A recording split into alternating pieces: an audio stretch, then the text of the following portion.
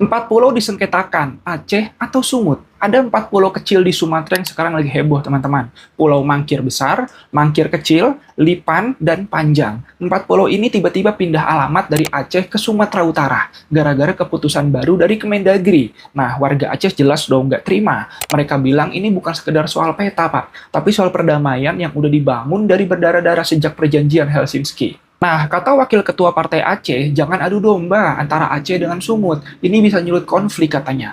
Tapi pihak Kemendagri juga punya argumen. Mereka bilang 4 pulau itu letaknya lebih dekat ke Tapanuli Tengah. Dan katanya juga dari dulu, Aceh nggak pernah jelas nunjukin bukti koordinat ke 4 pulau ini. Ada yang ngaku punya surat tanah dari tahun 1965. Ada bangunan pemerintah Aceh di pulau, bahkan ada makam tua di Pulau Panjang. Nah, lucunya, dua provinsi ini sebenarnya udah coba diobrolin, teman-teman. Tapi hasilnya tetap aja zonk. Yang dimana pada pertemuan terakhir Gubernur Sumut itu datang ke Banda Aceh, tapi Gubernur Aceh sibuk katanya. Dan akhirnya pemerintah pusat langsung ngecap 4 pulau itu resmi masuk Sumut. Nah, tapi kenapa rame sekarang? Karena wilayah itu punya potensi migas besar. Dan ya, kita tahu gimana cerita soal pulau kecil bisa jadi rebutan kalau nyangkut sumber daya. Maka dari itu pelajarannya kalau pemerintah bikin keputusan sebelum sengketa diselesaikan, ini bukan sekedar soal batas, tapi soal kepercayaan, sejarah, dan masa depan daerah itu sendiri. Karena pulau sekecil apapun, kalau salah kelola, bisa nyulut api besar.